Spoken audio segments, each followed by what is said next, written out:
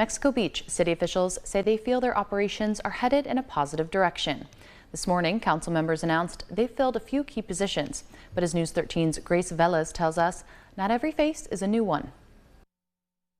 Mexico Beach has a new city administrator, but he's no stranger to the role. Mel Schmigelski previously served as the interim city administrator, replacing Chris Truitt. But Schmigelski had made it clear in previous interviews he wasn't interested in a more permanent situation. He's since changed his mind. The city's growing right now, and I'd kind of like to be a part of that. Also, the city employees need some stability. Schmigelski says the stability is crucial, adding that since 2018, Mexico Beach has had 11 city administrators, and his name has been on that list more than once. Of course, I'm counted 4 times in there, so really just 7 different ones.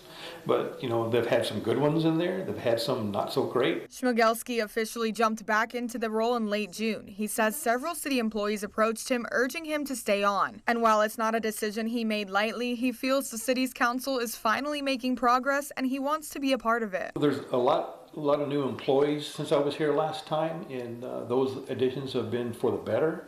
And we have a city council now that is not adversarial.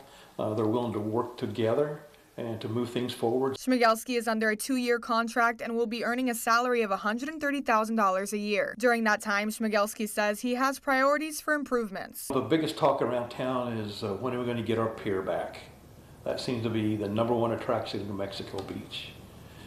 The answer is we got bids opening tomorrow. Schmigelski hopes construction on the pier can begin sometime next year. The city administrator also cited a handful of FEMA projects he hopes to help across the finish line. Another relatively new employee contributing to the city's progress is Finance Director Mike Snyder. Snyder started in mid-December, earning a salary of $75,000 a year. He's the first in-house finance director hired in several years and has been doing some catching up for the city. The hardest part about an audit is gathering old information, and we were able to find the information needed and got it back to the auditors in a timely basis, which enabled us to meet the deadline for the first time in a few years. The last 2 audits are finally complete. Snyder says efficiency and alternative funding will continue to be priorities for the city. Make the city run at a more efficient level and be able to identify any more errors that need to be corrected,